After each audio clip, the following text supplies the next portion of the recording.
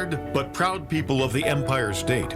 From the financial and entertainment epicenter of New York City to the sleeping and empty small cities and towns of upstate, which once bustled with manufacturing, mining, and farming. We all know from inspiration, history, and nature, we deserve a return to the success and growth of generations past, a birthright being squandered by corruption in Albany, and the depredations of an insecure, scheming mountebank posing as governor, who loathes both us and himself. As liberty beckoned to enslaved peoples behind the Iron Curtain via American broadcasts after World War II, we now say, believe, rise, and join us. Welcome to Radio Free New York. Hey guys, welcome to Radio Free New York. I'm your host, Andrew Hollister, and we've got Bob Savage here with us. At a safe distance. Pardon me, it's a good thing that my head is not close to you because it's exploding right now.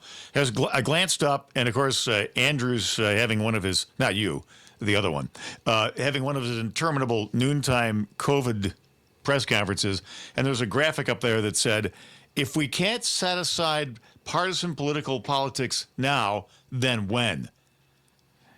As he taunts the federal government because they're not giving him stuff, and then take shots at political opponents. Of course, yeah, exactly. Of course. Yep. Yeah, Cuomo. Actually, Cuomo said this once. I can't recall when and where he said it, but he said, "I've been a politician my whole life. I've been born and raised in it." And it's true. I mean, he is a political animal. Tell us something we don't know. Right. Yeah. But he knows. He knows how to take a crisis. He knows how to take anything that's going on and try to twist and turn it into his own benefit. And actually, that's one of the things we're going to talk about today. We're going to talk about the Siena poll in his approval ratings, and we'll definitely talk about that. Oh, you mean the Siena poll? You mean TASS? The old Soviet news agency. That's what Siena is basically. TASS, New York State TASS.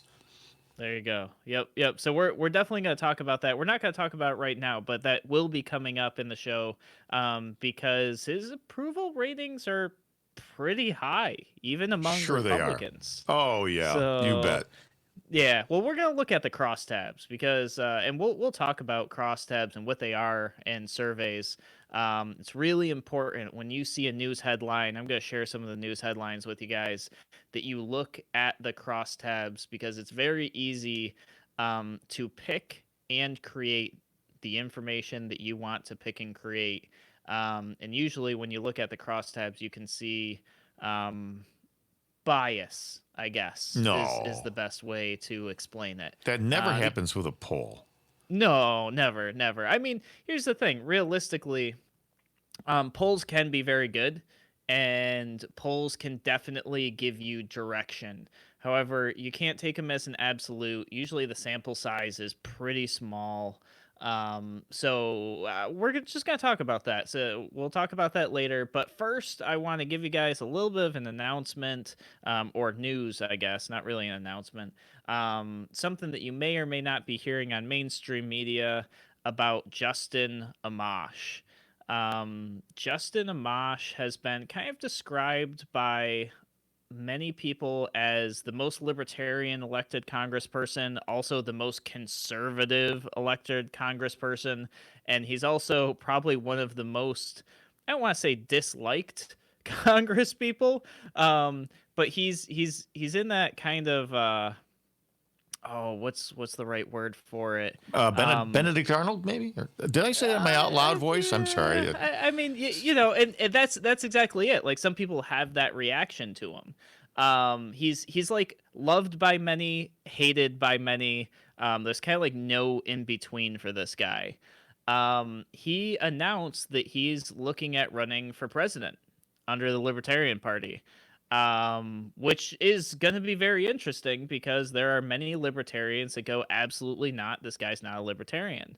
Then there are others that say, well, he's the most libertarian person elected to Congress. So at some point, we'll explore whether or not that's true. Maybe we'll get him on the show. Maybe we'll interview him.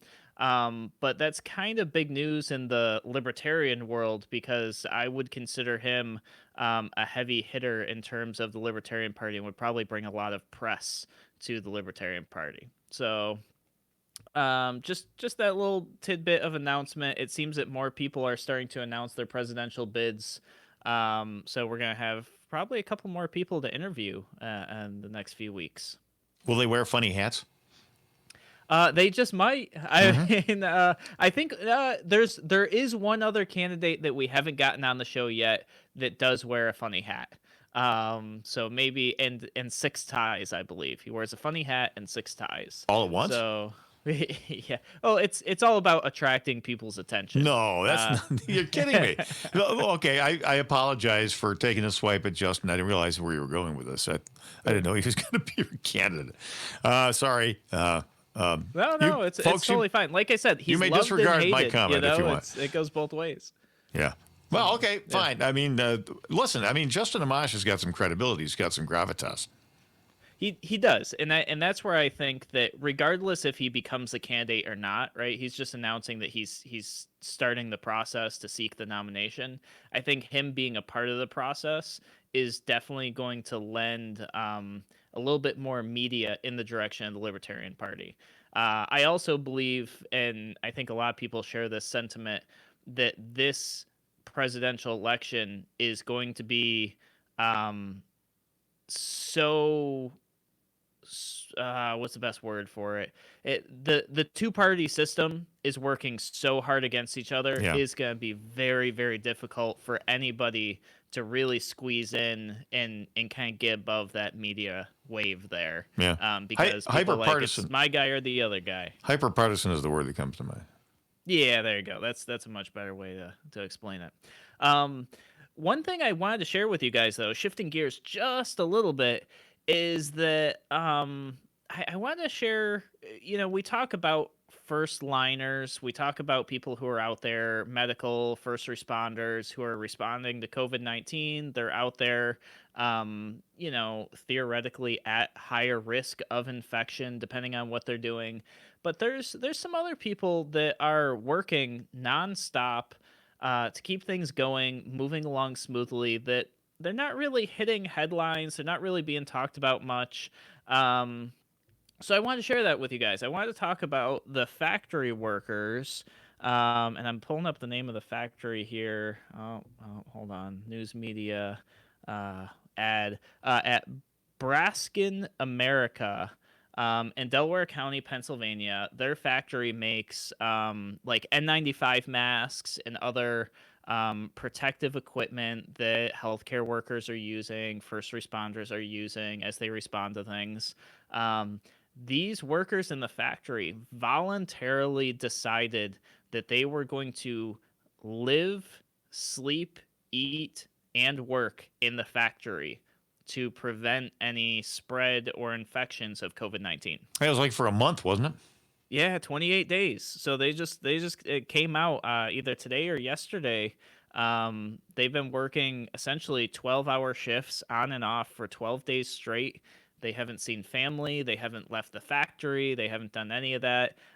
It was a decision they made together. So I thought it was worth just kind of like bringing this story to light, letting people know like what people are doing voluntarily. They weren't told that they had to do this. It was a choice they made. And I gotta say, I've heard about this happening with some of the nuclear power plants, that when COVID-19, when the government was like, hey, this could be an issue, they essentially sealed the employees inside the plant. And I don't think that was a voluntary like thing. I think that was like, this is the protocol. Like if you people get sick and can't like handle the nuclear power in the plant, like we could have a problem. So it's just kind of interesting. You've got, quote unquote heroes, if you will, people who are willing to make a voluntary decision, knowing that what they're doing is really important. And they didn't want to take the risk to get sick. So they spent a month away from their families. Just to make sure that they were able to keep production going And I think that deserves to be recognized. So you guys are listening to Radio Free New York. We're going to take a break. We'll be back in a moment.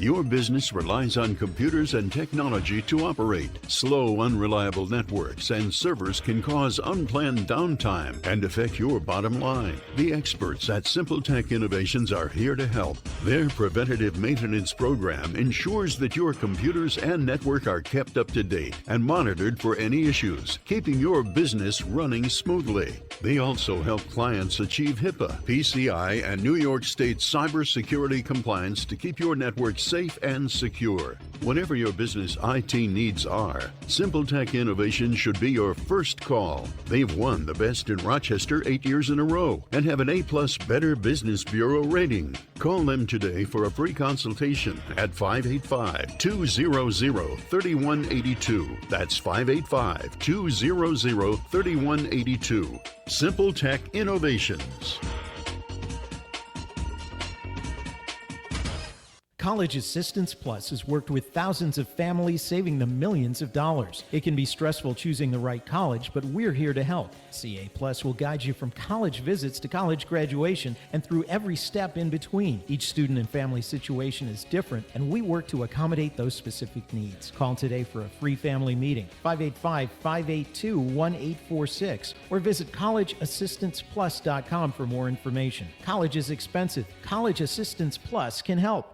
A reminder from Abate Monroe County. American bikers aim toward education. Distracted driving is dangerous, so pull over and eat. Don't try to read your mail and newspaper, and stay off your cell phone. Make a mental note to be more alert, making it a habit to expect the unexpected. Remember to look twice. Save a life. Train yourself to watch for motorcycles which are harder to see. Join Abate, and your family will be protected with a free $4,000 accident policy. Ride safe. Ride free. Ride often. Abate. If you ride with us. Google Abate Monroe County. Why do businesses choose to move their website from Wix and Squarespace to Simple Tech Innovations? Maybe it's their excellent customer service or attention to detail. Maybe it's their ability to give a truly customized solution. Or perhaps they just like the fact that Simple Tech is a local small business that builds great relationships with its clients. Whatever the reason may be, you can rest assured knowing that the local team at Simple Tech has your best interest in mind when building or updating your website. They're hands-on and love helping customers achieve their goals. But don't take my word for it. They've won the Best in Rochester 8 years in a row and have an A-plus Better Business Bureau rating. If your website doesn't match your dreams or isn't achieving your goals, give the professionals at Simple Tech Innovations a call today for a consultation at 585-200-3182. That's 585-200-3182. Simple Tech Innovations. You're listening to Radio Free New York. All right, welcome back to Radio Free New York. I'm your host, Andrew Hollister, and we're going to shift gears now. We're going to talk about this Siena poll that came out, and I'm going to apologize to you guys. I had some notes written up in advance that I was going to share with you, and then I looked at the date. I realized some of the questions didn't seem to line up right on the poll. I'm like, hey, where'd these questions go on the poll? Turns out Siena did a poll very similar to this one about a month ago, but with some different questions, some different demographics, the whole everything. And I was actually writing notes based on the wrong poll. But what I do have the most current poll. And before we talk about this poll, I want to talk a little bit about how to be critical of polls and how to see where the information really is, because and I know Bob will back me up on this. You can make a poll say what you want it to say. Yeah. Well, that's what they're all about. I mean, there's actually a term for it. It's called push polling. There you go. Push polling. Yeah. And you know what? I'll tell you, campaigns will actually pay money to have a polling place poll in a certain way that makes their campaign look more favorable. So when they press release it, they can say, "Hey, look, we're so close. and to like kind of rally up their base. Actually, we saw this in the 2018 gubernatorial race where the Republican candidate released a poll showing he was within 2 points of victory. And when you looked at the crosstabs and you looked at the company that did the company that did the polling was actually owned by the chairman of one of the Republican county political parties. Yeah. So, And sometimes it's not that overt, but it's more subtle. But yeah, what happens is the poll, instead of reflecting public opinion, starts to drive it because yes. folks are confused. There's a lot of conflicting media messages out there. And so they look for validation. And if somebody comes out and says, well, Andrew Cuomo has a 97% approval rating upstate. It's counterintuitive. You think, but what about the SAFE Act? And what about the taxes? And what about all the authoritarian crap that's coming down from him? But no, 97. And you'll see, his real world approval rise. Maybe not much, but some. Yeah, and the other thing you'll see in these polls, and Bob's absolutely right, by the way. The reason they do this is because when you see that poll, you become emotionally attached to those numbers. You go, "Oh, my candidate's gonna win," and if you were on the fence, you would then switch over being on the fence based on the poll. So it's a psychological thing. They want to put it out there. They want to push people in the direction. And that's why the crosstabs are so important. The crosstabs essentially tell you the question that was asked, the answers, and then it breaks down what people answered and how they answered. And then at the very end of the crosstabs, it has this thing here, and I'm going to tell you guys what it is. It's the nature of the sample, which essentially tells you what percentage of people were polled based on their demographics. So I'll give you an example. This Siena poll that I'm looking at right now, when they did their polling, the nature of the sample is 49% of the people who were polled were Democrats, 22% Republican, and 27% independent or other. Holy moly. Yeah, and so go ahead. So the first thing you want to see here with this poll is you'll see that it's pretty heavily skewed Democrat. However, Siena can probably justify this based on voter numbers, and I bet you if they pulled up the areas that they surveyed, they would probably say something like, well, in the areas we surveyed, 49% of the people were registered as Democrat. That's why we did it this way. That's my guess anyways. I think that's why they would validate that. But other places, in other polls, that might not be the case. And since I don't technically know where they surveyed, that could just be what they say. That might not be true at all. Yeah, it also depends. It also depends on how they ask the questions too, right? How the questions are framed. So if the poll is attempting to justify Andrew Cuomo's extension of the economic shutdown upstate, when the medical evidence is continuing to evaporate that's really necessary, so they'll pose a question. The question will be posed like, which would you rather have? Are you in favor of continuing the corona shutdown in order to save lives, or do you want big businesses to make profits while people are dying from COVID virus?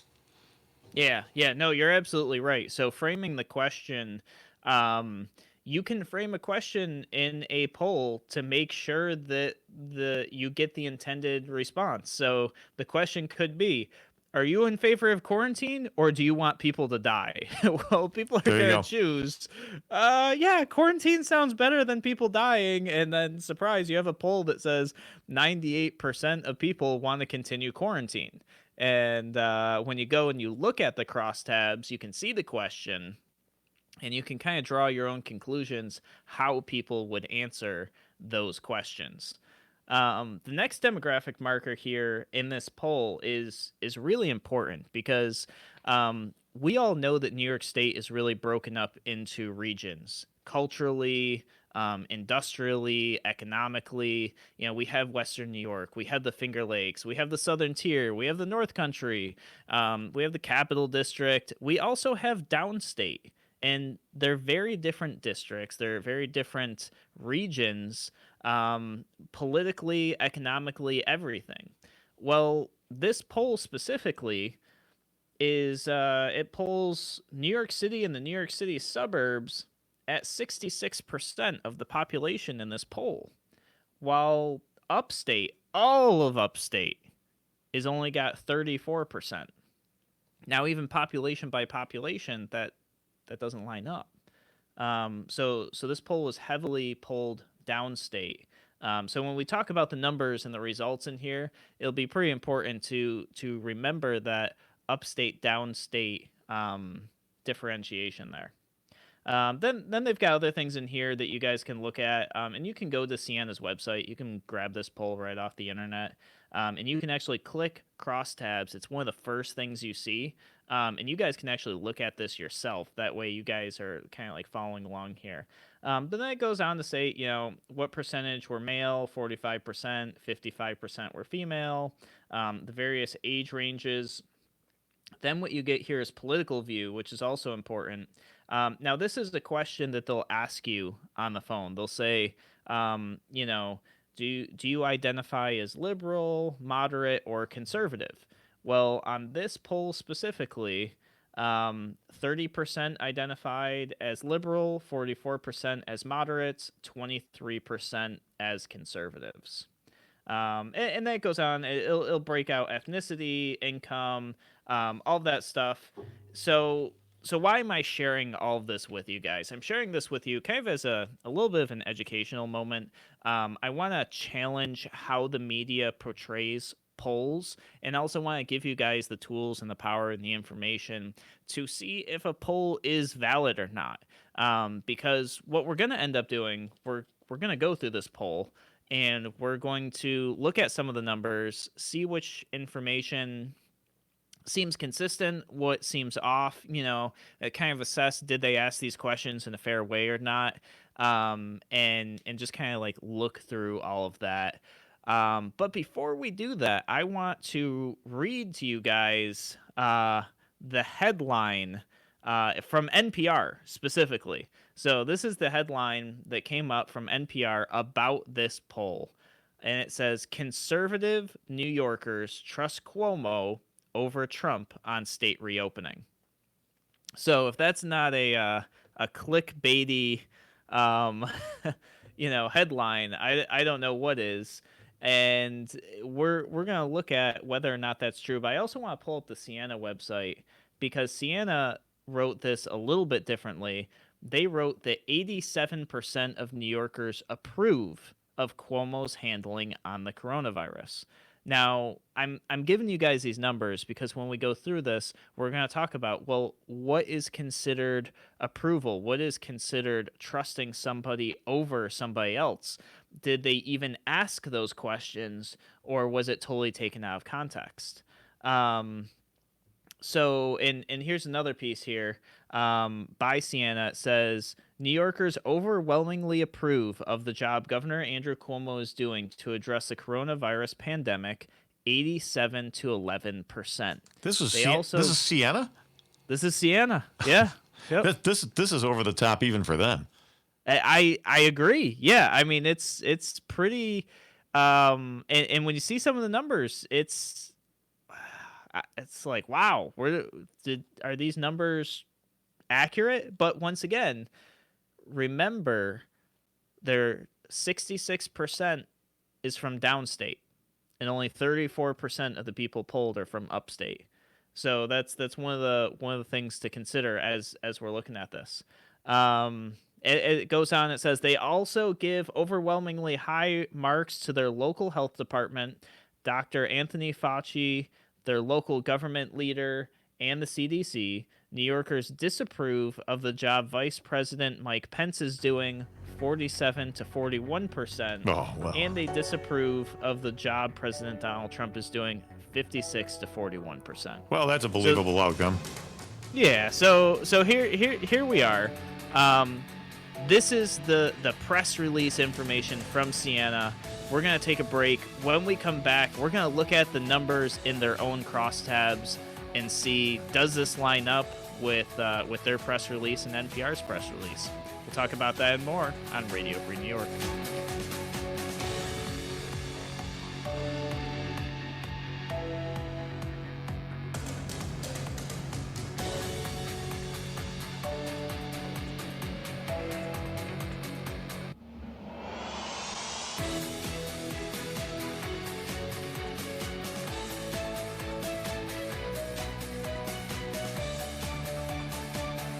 Now, more than twice the power. WYSL. More powerful FM 92.1, FM 95.5 West, and 1040 AM WYSL Avon Rochester. Here's the latest forecast from the News 10 NBC Weather Center for tonight. Look at some showers out there, windy and staying mild. Temps well up into the 50s. Could be some gusts over 40 miles an hour. On Thursday, still mild in the 60s, but the rain will be increasing. Could be a few downpours, maybe some thunder in the afternoon.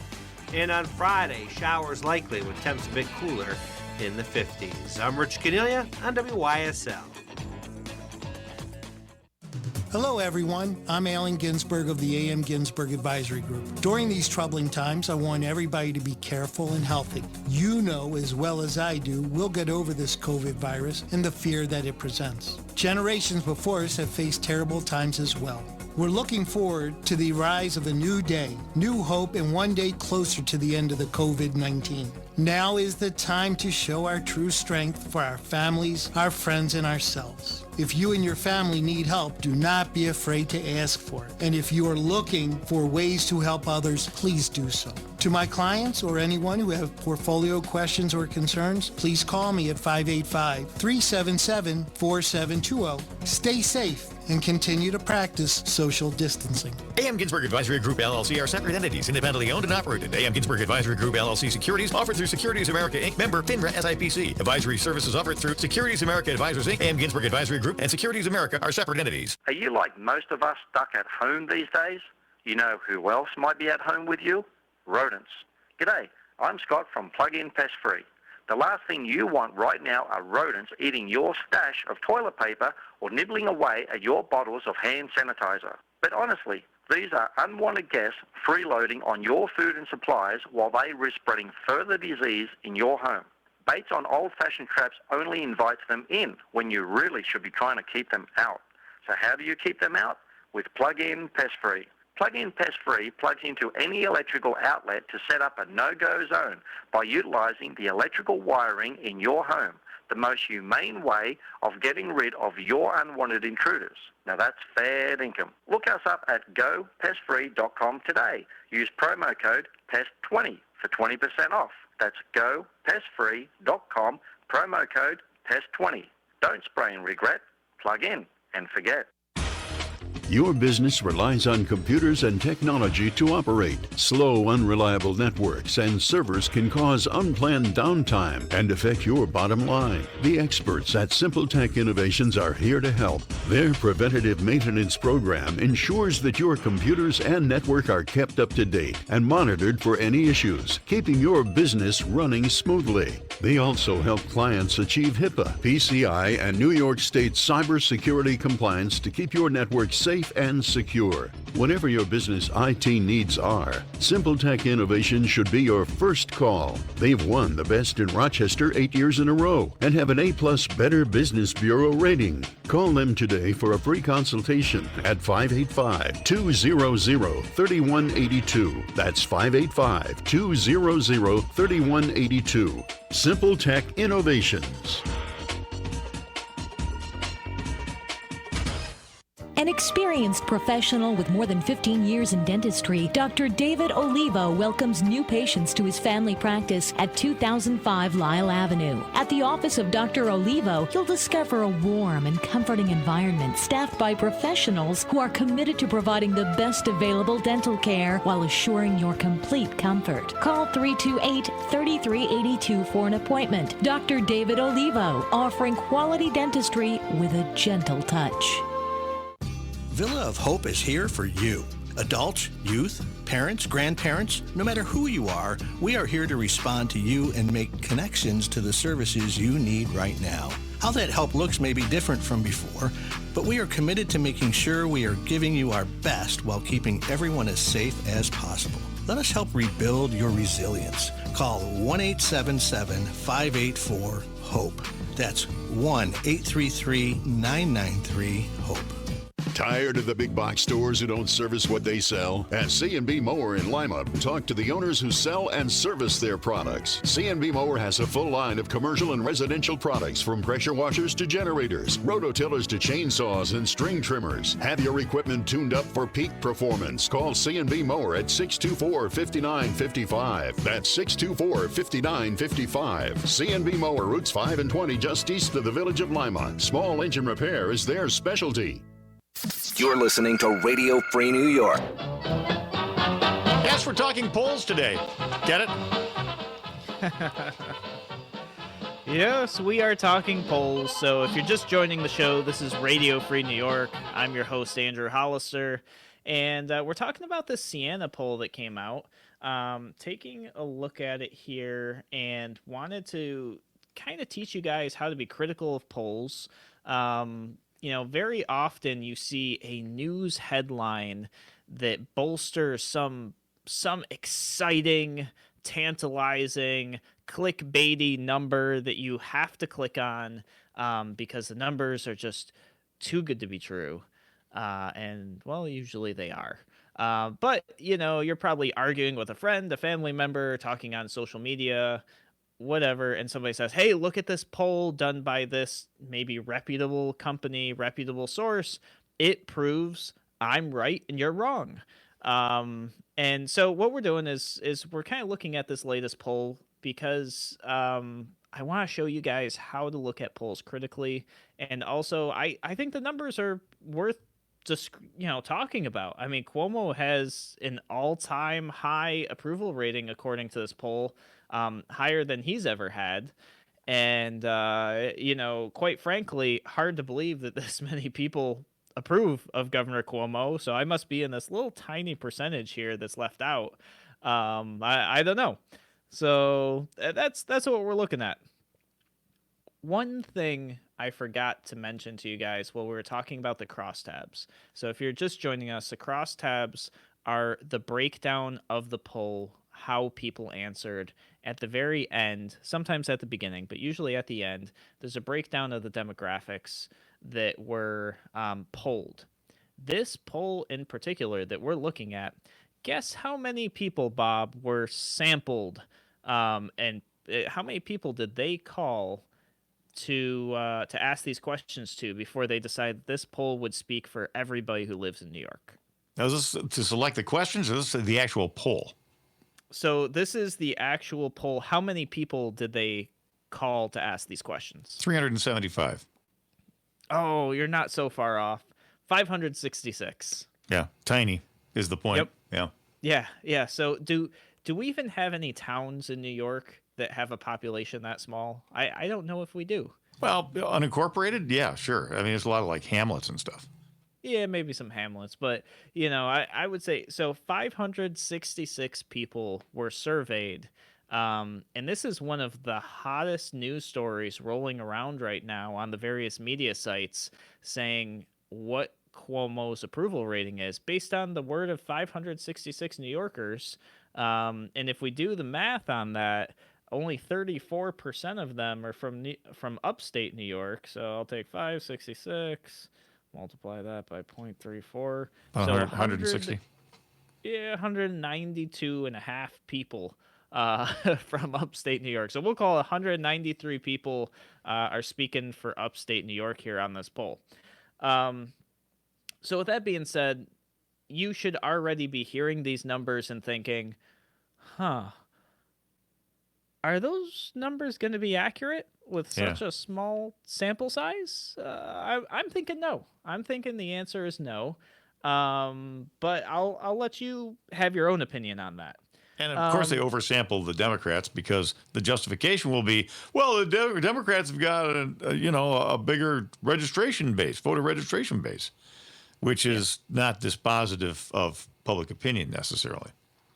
Well, and what's interesting is the number of people who aren't registered to vote in New York State. There's way more people not registered to vote than are registered to vote in New York. So when they do these polls, they're not truly sampling public opinion. They're just sampling the opinion of the people who vote, which is really all government officials care about, anyways.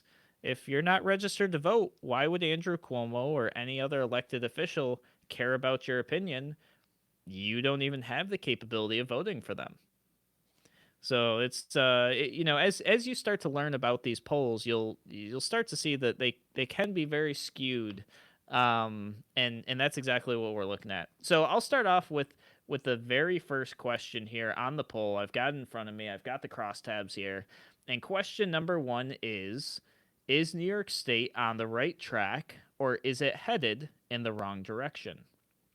And then the people being polled are offered right track, wrong direction, or I don't know / have no opinion. And what you see here, which is very interesting to me, and we're going to compare this to question number two. 65% of the people said New York State is headed on the right track. And the breakdown here is 76% of Democrats said that New York is on the right track.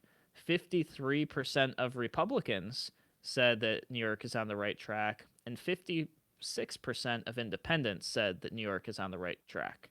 So those numbers aren't so different from each other.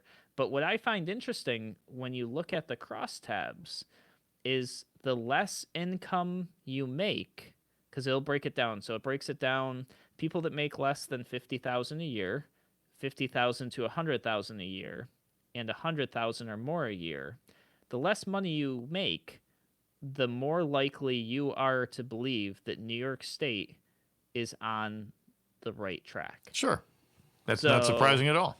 Yeah, not surprising at all. So those numbers line up. If you're making less money, you're probably thinking, well, New York's not going in the right direction. But if you're making more money, 72% of people making $100,000 and more say, yeah, you know what, New York State, we're going in the right direction. Now, what does that suggest to folks out there? That suggests to me that the high income earners in New York State are increasingly public sector workers. They're government types. They're people who are in education or in healthcare, which are completely government dependent industries. So, of course, they are going to they're going to pet the hand that feeds them. Sure. Yeah, absolutely. And also, I think it also goes to like general human nature, where if you're doing well, you're apt to say things are going well. Just kind of that whole, like, if things aren't going well, if you're not stable financially, you're probably, your worldview is, well, I'm not financially stable, so things are just not going in the right direction. Well, just take a look at the makeup of the workforce. I mean, for example, in Rochester, New York, for those of you along the network, here in our home city, the number one employer is the University of Rochester. Okay, so that's a combination of healthcare, because there's a teaching hospital, Strong Memorial, and then you have the university. Those people are overwhelmingly supported by state government. So, of course, they're going to support the direction that state government is going in. Yeah, no, absolutely. I mean, the one feeding you, the one signing your paycheck is generally who you're going to be loyal to, especially if it's a good paycheck. If it's not a great paycheck, you might look elsewhere. But if you're making six figures, probably you're pretty comfortable with that. And so far, looks like that is the case, as supported by this poll. But once again, only 566 people. So pretty hard to pin this on anyone, I think. But let's move on to the next question, because the next question, I think we see an interesting flip here, where how would you describe the fiscal condition of New York State right now? Would you describe it as excellent, good, fair, or poor?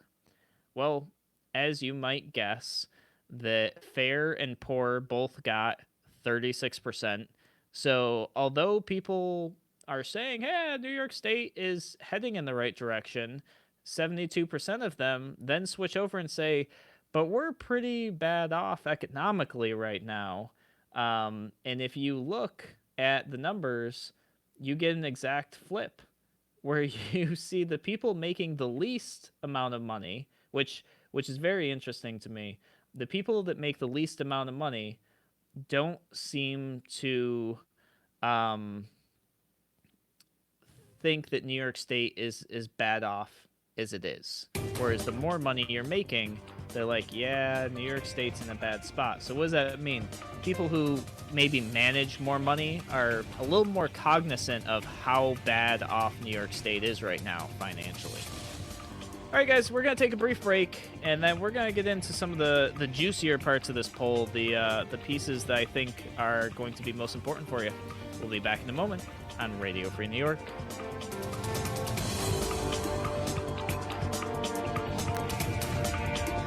Why do businesses choose to move their website from Wix and Squarespace to Simple Tech Innovations? Maybe it's their excellent customer service or attention to detail. Maybe it's their ability to give a truly customized solution. Or perhaps they just like the fact that Simple Tech is a local small business that builds great relationships with its clients. Whatever the reason may be, you can rest assured knowing that the local team at Simple Tech has your best interest in mind when building or updating your website. They're hands-on and love helping customers achieve their goals. But don't take my word for it. They've won the best in Rochester 8 years in a row and have an A+ Better Business Bureau rating. If your website doesn't match your dreams or isn't achieving your goals, give the professionals at Simple Tech Innovations a call today for a consultation at 585-200-3182. That's 585-200-3182. Simple Tech Innovations.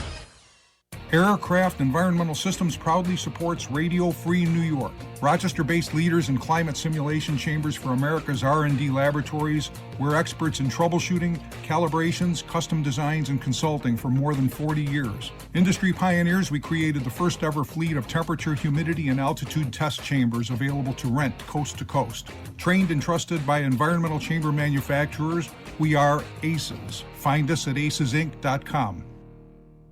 The Rochester area franchise dealers are here to help their customers through these trying times. Service departments and collision centers are open. Vehicle sales are initially done remotely by telephone or electronic means until you're ready to visit the dealership and take delivery of your vehicle. Proper social distancing and cleaning protocols are followed at all dealerships. Please contact your preferred dealer to schedule sales or service appointments for a safe check-in, drop-off, or pickup process. Be safe and know the franchise dealers are here for you, Rochester. Your business relies on computers and technology to operate. Slow, unreliable networks and servers can cause unplanned downtime and affect your bottom line. The experts at Simple Tech Innovations are here to help. Their preventative maintenance program ensures that your computers and network are kept up to date and monitored for any issues, keeping your business running smoothly. They also help clients achieve HIPAA, PCI, and New York State cybersecurity compliance to keep your network safe and secure. Whatever your business IT needs are, Simple Tech Innovation should be your first call. They've won the best in Rochester 8 years in a row and have an A+ Better Business Bureau rating. Call them today for a free consultation at 585-200-3182. That's 585-200-3182. Simple Tech Innovations. Radio Free New York. All right, welcome back to Radio Free New York. I'm your host, Andrew Hollister, and it sounds like we've got a caller on the line. Yeah, John. John the Optimist happens to be on the line here on Radio Free New York. Hey, John. Hey, Bob. How are you? Hi, Andrew. Hey, welcome to the show. Listen, I've been listening to the show, and I got to tell you, I am not surprised at these results of this poll because let's look at it this way. The Rochester region, you got the Democrat and Chronicle. Who writes the national stories for the Democrat and Chronicle? Well, given the recent spate of layoffs, probably not many. But USA Today and the Associated Press. Now, the Buffalo News, I subscribe to the Buffalo News also. You've got the national reporters from New York Times and Washington Post, almost exclusively. So what's happening is the people in the state, conservative, liberal, leftist, whatever you want to call them, are getting inundated day after day by this left-wing propaganda, and that's having an effect. In fact, I was listening to NPR the other day, and they had three conservatives to get their take on what this COVID virus situation is and what their interpretation was. And the conservatives, the three of them, two out of the three, just trashed Trump, unbelievably. The third was a little more polite. And I just think people are getting overwhelmed by this, I think, wrong propaganda. When you think about it, I listen to the governor's press conferences every day, and there's not one question I've heard from the peanut gallery, the reporters, regarding the actual death rates. It started out to be 5%, went down to 4%. Now they're predicting that within a month or two, the actual death rates are like going to be about 0.1 of 1%, which is very similar to the flu death rates. But I have not heard one question by the reporters in all the governor's press conferences about these inflated death rates. And it's unbelievable. And the other issue, recently, the governor put or his Department of Health put out a edict to mix COVID patients in the nursing homes, which has created, I think, a tremendous amount of deaths. That was a big blunder, unbelievable blunder. Hardly anything has been said about that at these press conferences, and I think a lot has to do with this propaganda by the media. What are your thoughts?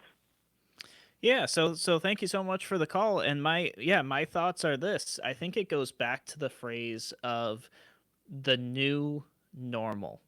And what I mean by that is this. You digest media on a daily basis, whether that's television, written news, online media, video, whatever it is, and you see people standing up saying that they have the same ideology as you. Maybe that's the conservative, maybe it's independent, maybe it's liberal, maybe it's something in between, all over the place. And you hear people saying, I believe the same things you do, and this is okay. And you hear that day after day after day. What are we on, day like 40 or 50 or something like that with quarantine? Bob, do you know where we are with the numbers? I have It's no in the clue. 50s, I think. In the 50s? Yeah, Yep. go ahead. So it takes 36 days to 66 days to create a habit. Well, in 36 to 66 days, if you hear, this is normal, this is fine, this is how you should feel about this, Yeah. it's okay, eventually you're going to sit there and go, oh, yeah, that's fine, that's okay. I believe that. People believe what they're told, and that's and repetition is the strong suit of media. John, the optimist, on our line here on Radio Free New York. John, I'd be curious to know what you said. There were three conservatives. I'd like to know what the conception of NPR is about what a conservative is. Probably one of them is David Brock, right? Well, no, I got to tell you, one of them was Don Riley, who was a former town supervisor in the town of Greece, and Don is he's a big government guy. He was a supervisor in Greece, and I question how. You know what I would call Don Riley? I would call him a liberal. He's a true liberal. Yeah, and that's a good thing. I consider myself a liberal from the standpoint I look at both sides of an argument. What the people that call themselves liberals out there today, for the most part, they're not liberals.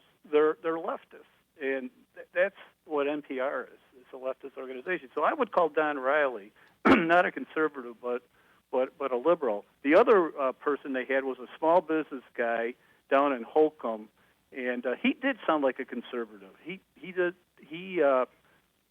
not like Donald Trump, and a lot of conservatives, true conservatives, don't like Donald Trump because Donald Trump is not a conservative.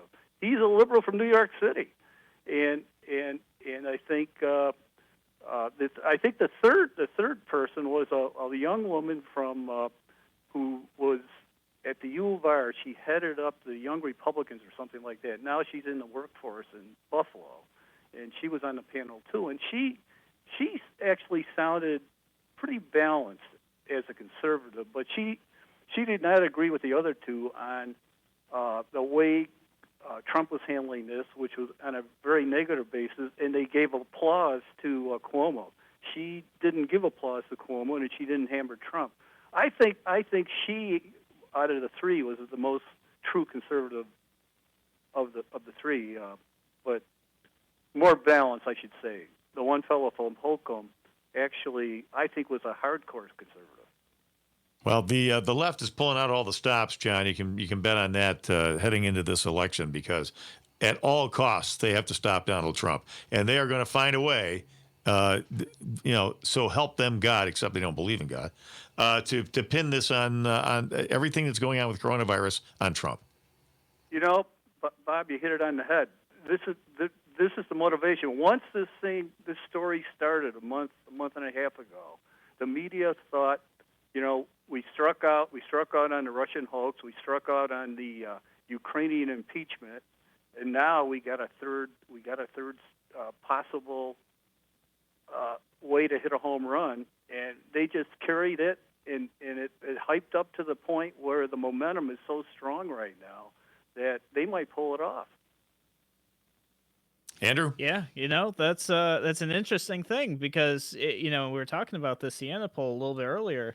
They actually ask about that. I'll see if I can find it for you. They ask, if the election were to happen today, would they vote for Trump? And then, do they believe that Trump would win? And here it is. I got it here for you guys. So the Siena poll, taken once again, majority downstate, says that 65% of respondents would vote for Joe Biden on the Democrat line versus 29% on the Republican line. However, the next question is, even though the general election is months away, if you had to predict today, do you think Donald Trump will or will not be reelected as president of the United States? 45% say he will, 48% say he won't, and then the remaining percentage says they don't know or don't have an opinion, which is very different numbers from the poll that they did last month, which actually showed 58% of the people, or the respondents, thinking that he would win, despite people saying that they wouldn't vote for him. So I think that what we're seeing is, we're seeing a trend of people being less and less sure about what the presidential election is going to look like. The culprit is the media. Bill Maher, I watch the Bill Maher show every once in a while to get a perspective, and he's a pretty good entertainer, but he's definitely a leftist. But I got to say, on certain positions, he goes after the left. On the terrorist issue, Islam and terrorism and that type of thing. But he's been talking about this for months, about what we need is a great depression or recession. He's been calling for that for months and months, and he's got his wish. I saw the show the other night, and he's happy. Yeah. It's a sad commentary. It really is sad, but I have seen that as well throughout the media over the years, people saying, oh, we just hope that there's a recession on Donald Trump's watch. And here's the thing. I don't care if you like the guy or not. It shouldn't be about that. You shouldn't wish that the American economy would tank under anybody's leadership, whether you agree with them or not. Why would you wish that on people? It's just an awful thing. Guys, you're listening to Radio Free New York. I'm your host, Andrew Hollister. We'll catch you same time, same place tomorrow.